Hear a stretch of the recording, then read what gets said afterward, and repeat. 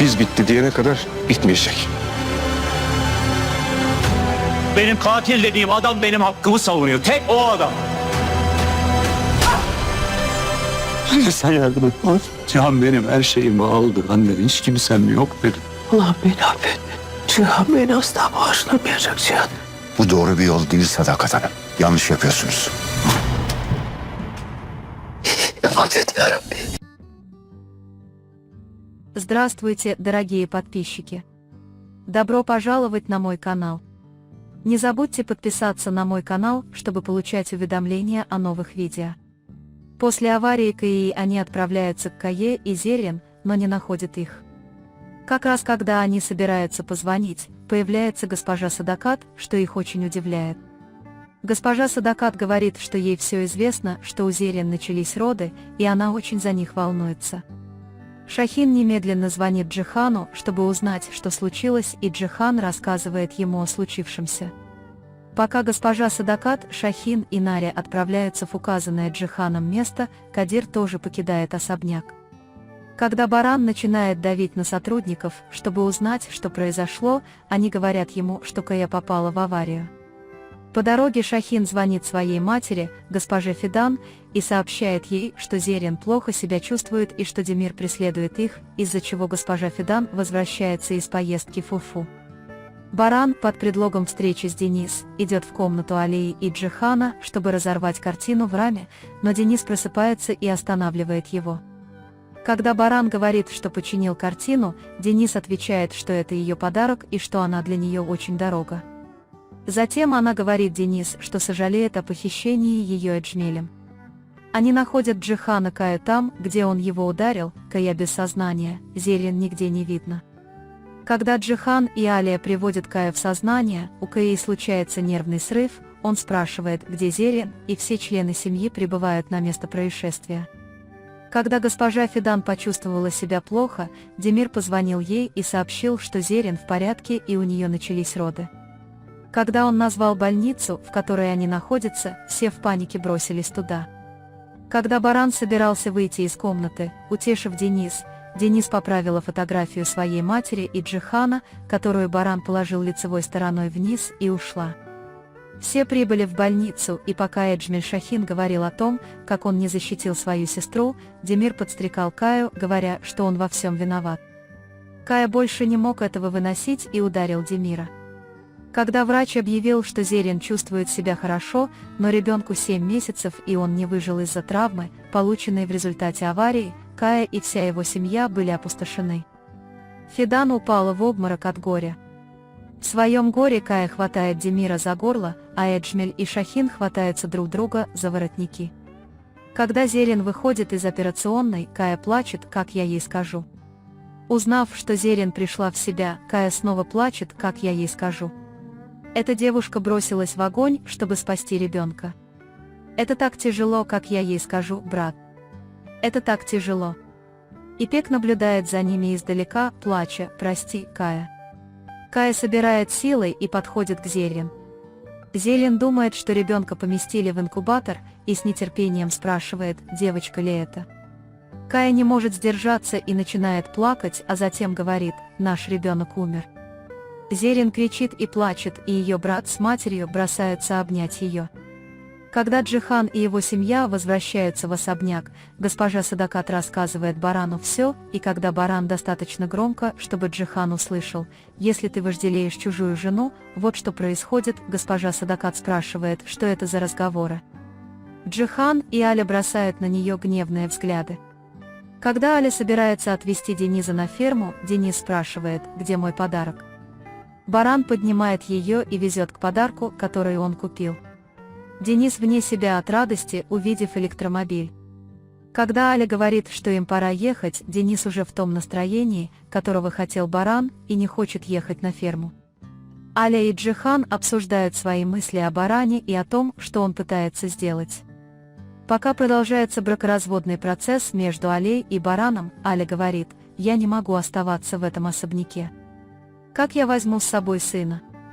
Я не могу забрать его, плачущего.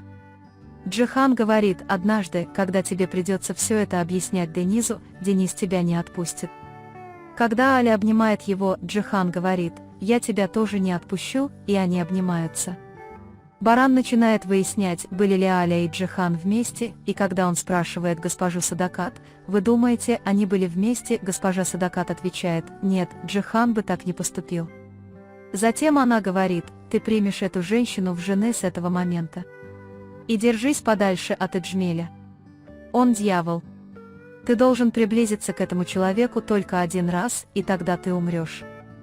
Когда Джихан оставляет Алю в больнице и возвращается в особняк, Аля говорит ему: «Тебе нужно забрать Каю подальше от Зерин. У них больше нет связи». Джихан игнорирует ее. Когда Шахин и Кая объяснили, что заберут тело ребенка утром и похоронят его в полдень, Зерин спросила, какого пола ребенок. Когда Шахин сказал, что это девочка, Зерин расплакалась. Кая поцеловала руку Зерин и сказала: «Мы исцелим друг друга». Когда госпожа Фидан спросила, что будет с Демиром, Зерин ответила: «Я разведусь с ним». Когда пришла медсестра и сказала, что слишком тесно и должен остаться только один человек, госпожа Фидан и Кая настояли на том, чтобы они остались, и Шахин вмешался, сказав: «Пусть Кая останется, мама». Госпожа Фидан велела им хорошо заботиться о ее дочери и ушла с Нари и Шахином. Когда Аля приехала в особняк, она и Джихан болтали. Джихан упомянула, что Денис хочет спать с Бараном, что удивило Алю. Тогда Садакат Ханым вмешался: конечно, он захочет спать, играть и проводить время со своим отцом. Аля ответила: «Я хочу, чтобы он любил своего отца, чтобы он делал с ним все, но в итоге он всегда вернется ко мне». Затем Садакат Ханым спросил: «А что, если Денис захочет остаться со своим отцом?» Джихан ответил: «Мама, не пытайся использовать привязанность Дениса против Али, он всегда вернется к своей матери». Оставаясь наедине с Алей, Джихан спросил, не ела ли она. Аля ответила, что нет, но в это время есть неуместно. Джихан заметил: «Но ты же умеешь пожирать минимен, находясь на службе». Аля парировала: «Я приготовлю еще минимена для твоих маленьких жучков». Джихан сказал: «Я готовлю лучше, чем в местной столовой», и сказал, что идет на кухню, предложив ей надеть пижаму и пойти с ним. Аля ответила: «Вся моя одежда в твоей комнате на ферме, можно посмотреть». Джихан говорит: «Это и твоя комната тоже, зачем ты спрашиваешь моего разрешения?» и идет на кухню, а Аля идет в комнату. Аля возвращается в пижаме Джихана и спрашивает, помнит ли он, на что Джихан отвечает: «Конечно, помню, это хранит воспоминания о первой ночи, когда ты был в моей комнате». Они вместе готовят минимен, турецкое блюдо из яиц, и начинают есть. Пока Аля кормит Джихана с рук, Баран тайком наблюдает за ними из дверного проема кухни. Их радость и счастье в этот момент сильно раздражают Барана. Пока Аля и Джихан идут в свою комнату, болтая, Баран продолжает наблюдать и слушать. Когда Аля входит в комнату и видит игрушку Дениса, ее сердце сжимается от боли. Джихан смотрит на пустую кровать в своей комнате, вспоминая прекрасные моменты, которые он разделил с Алей, и вздыхает. Утром Денис сразу подходит к Але и спрашивает, расстроена ли она тем, что он не спал с ней. Аля отвечает: «Нет, потому что я знала, что твой отец был с тобой». Когда Денис просит Барана отвезти ее на трактор, Баран отказывается. Денис спрашивает Джихана: «Ты же не откажешь мне, правда?» Джихан отвечает: «Конечно, я не откажу, я отвезу тебя». Денис говорит: «Мой лев, мой отец», после чего Баран резко отвечает Денис, говоря ей, чтобы она не называла Джихана отцом. Денис говорит: «Я хочу называть его отцом», на что Баран отвечает: «Ты называешь нас обоих отцом», это сбивает с толку, а Джихан говорит: «Не будь инфантильным с ребенком, пусть говорит, что хочет». Они устраивают небольшие похороны ребенка Зерин. Ипек подходит к Зерин, обнимает ее, выражает соболезнования и уходит, а Демир наблюдает за ними издалека. Когда Ипек уходит, Демир следует за ней и говорит: «Ты хорошая актриса». Ипек отвечает: «Если бы я знала об этом, сказала бы я тебе. Я так сожалею. Вернется ли Кая ко мне, когда узнает?» Демир говорит: «Надень это кольцо обратно на Каю, остальное зависит от меня, я буду молчать до загробной жизни», и уходит. После того, как Зеррин и ее семья покидают кладбище, Кая и Джихан обмениваются жестами, что заставляет Алю усомниться в их причастности. Однако Джихан, изо всех сил пытаясь солгать, говорит: «Дело не в мужчинах, это вы должны отвезти меня на работу». Джихан не возражает, и они садятся в машину. Когда Шахин, Нари, госпожа Фидан и Зеррин приезжают домой, Эджмель запирает дверь, говоря, что она не будет открыта, пока Зеррин не вернется к мужу. Начинается шум, и Демир приходит, чтобы силой увести Зеррин.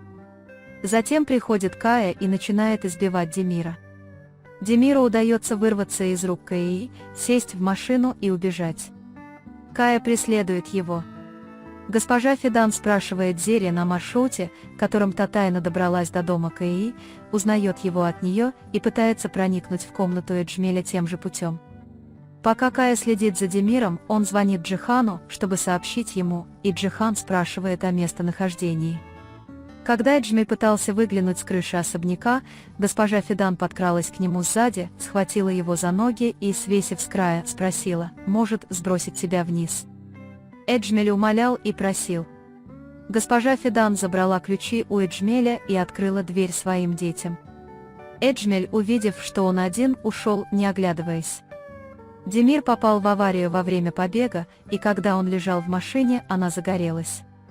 Кая и Джихан стали свидетелями этого. В этот момент приехала Аля на такси и сердито спросила, почему они не спасают Демира. Джихан сказал Али спрятаться за машиной, и вместе с Каей они попытались спасти Демира. Кая и Джихан оттащили Демира от машины, и в этот самый момент машина взорвалась. Джихан никому не позволял себя трогать, приказав Кадиру позвать своих людей, чтобы те собрали мусор. Затем они сели в свои машины и уехали. Когда Кая рассказывает Шахину о случившемся, Зеррин испытывает облегчение от того, что Кая не убил Демира и не стал убийцей. Когда Кая возвращается в особняк с Джиханом и Алей, госпожа Садакат говорит ему: «Нет, не будь с этой девушкой, ничего не получится», а Джихан отвечает, что сейчас не время. Затем Денис зовет Джихана и Алию, чтобы показать им что-то. Госпожа Садакат говорит Кае: «Если ты убьешь Демира, твой конец – тюрьма, брось эту девушку», и Кая злится и повышает голос. Когда Баран приходит и говорит: «Почему ты кричишь на мою мать?» В этом особняке стало обычаем разглядывать чужих жен, Кая выходит из себя и бьет Барана. Когда между братьями начинается драка, госпожа Садакат начинает кричать: «Стоп!». Все собираются в особняке, и когда они спрашивают Барана, что случилось с Каей, Садакат Ханым ничего не отвечает. Она смотрит на Каю и намекает, что ему не следует повторять слова Барана, говоря: «Он сказал то же, что и я, он сказал, что с Зеррин ничего не получится». Кая просто отвечает: «Так он и сказал». Джихан говорит: «Он твой брат, сынок, что ты делаешь?» Кая соглашается и уходит. Садакат Ханым разгоняет всех, чтобы прекратить дальнейшие разговоры. Зеррин извиняется перед своей матерью, Фидан Ханым, за то, что та сделала с ней в прошлом. Фидан Ханым пытается подбодрить Зеррин, говоря: «Однажды ты станешь женой Каи, если Бог даст». Пока Шахин и Нари спят, Фидан Ханым врывается в их комнату и в шутку спрашивает, не родится ли ребенок. Шахин говорит, что опаздывает в компанию, а Нари говорит, что едет в больницу. Когда госпожа Фидан спрашивает, связано ли это с ребенком, Нари отвечает, что устраивается на работу. Госпожа Фидан отвечает: «Ты что, голодаешь, дорогая? Сначала тебе нужно родить ребенка, а потом уже думать о работе». Шахин выгоняет госпожу Фидан из комнаты и говорит Нари: «Ты должна была сказать мне, прежде чем говорить моей матери, что устраиваешься на работу, что приводит к спору». Нари тут же вызывает господина Ялчина к Шахину, говорит, что принимает предложение, и выходит из комнаты. Шахин в гневе хватает вазу и швыряет ее об стену. Пока Аля и Джихан обсуждают это, Джихан говорит: «Я поддерживаю работу Нари, но что скажет Шахин?» Аля отвечает: «Он тоже поддерживает, что он скажет». Джихан напоминает ей: «Это Мардин». Подходит Баран и говорит: «Завтра суд, я верну себе все свои права». Джихан отвечает: «Ты никогда не устаешь мне об этом напоминать, и я никогда не устану это повторять. Что бы ни случилось, я не сдамся и не брошу Алю». Затем госпожа Фидан говорит: «Я устраиваюсь на работу, я верну себе все свои права». Пока Аля едет в поле, чтобы управлять трактором вместе с Денизом и Джиханом, Баран тайно наблюдает за ними. Позже, когда он садится в машину и уезжает из особняка, госпожа Садакат замечает его. Пока Джихан разговаривает с рабочими в поле, приезжают Аля и Денис. Денис, Джихан и Аля садятся на трактор и начинают ездить по полю. Баран приезжает на ферму, где остановились Аля и Денис, заходит в комнату Али и видит разбросанные по кровати пижамы Джихана и Али. Он в ярости швыряет их. Когда Денис слезает с трактора и отправляется осматривать поле с господином Музафером, Аля тоже хочет сесть за руль. Следуя указаниям Джихана, Аля начинает водить трактор. Однако Аля путает педали газа и тормоза, из-за чего они врезаются в тюки сена. Слезая с трактора, они падают на сено, и когда Аля говорит: «Я хочу поехать в особняк на тракторе, чтобы госпожа Садакат меня увидела», Джихан и Баран дразнят ее, говоря: «О боже, какая умелая твоя невестка, она водит трактор». Когда Баран возвращается в особняк, он в ярости. Он кричит на госпожу Садакат: «Мама, мама! Они были вместе. Как они могли так со мной поступить?» Кая и госпожа Садакат пытаются остановить его, чтобы он не разбрасывал вещи, и успокоить его. В этот момент в особняк прибывает Джихан и его семья. Денис спрашивает, что это за шум, но Аля отправляет ее в свою комнату и присоединяется к ним с Джиханом. Когда Баран видит Алю и Джихана, он спрашивает Алю: «Как ты могла быть с Джиханом? Как ты могла так со мной поступить?» Аля ничего не говорит и выходит на улицу, пытаясь глубоко дышать. Когда Джихан говорит Кае и Садакат выйти, Баран говорит: «Никто никуда не уйдет, все узнают о твоем позоре. Ты пошел и переспал с ней, зная, что не можешь развестись со мной, не так ли?» Джихан отвечает: «Я тебе бесчисленное количество раз говорил, что люблю Алю, и Аля любит меня. Отныне Аля моя законная жена, все должны это знать, и так будет всегда». Когда Баран говорит: «Завтра увидишь, ваш брак закончится», Джихан отвечает: «Ты не заставляешь ни одну женщину оставаться с тобой, будь мужчиной, прими это». Баран говорит: «Завтра мы это обсудим в суде», и Джихан уходит. Кай говорит: «Я не знаю, какое решение будет завтра в суде, но тебе нужно уйти из жизни моей невестки», и уходит. Садакат говорит: «Моя мать Аля теперь жена Джихана. Отныне ты не можешь считать ее своей женой. Это неморально и недостойно нас». Джихан подходит к Али и говорит: «Мы не начинали с суда, и мы не закончим судом», после чего они обнимаются. Демир получает телефонный звонок со словами: «Ты оставишь ребенка в его комнате, кузина, он выживет, несмотря ни на что». И вот наступает день суда. Аля и Джихан садятся в одну машину, говорят друг другу: «Я люблю тебя», и долго смотрят друг на друга. После того, как адвокаты Барана и Али по очереди выступают, судья объявляет брак Барана законным, а последующий брак Али и Джихана недействительным. Пока все пребывают в печали, лицо Барана озаряется радостью. На этом завершается еще один анализ. Вы можете поделиться своим ценным мнением в комментариях. Не забудьте подписаться и включить уведомления, чтобы получать больше видео. Увидимся в следующем видео. Берегите себя. До свидания.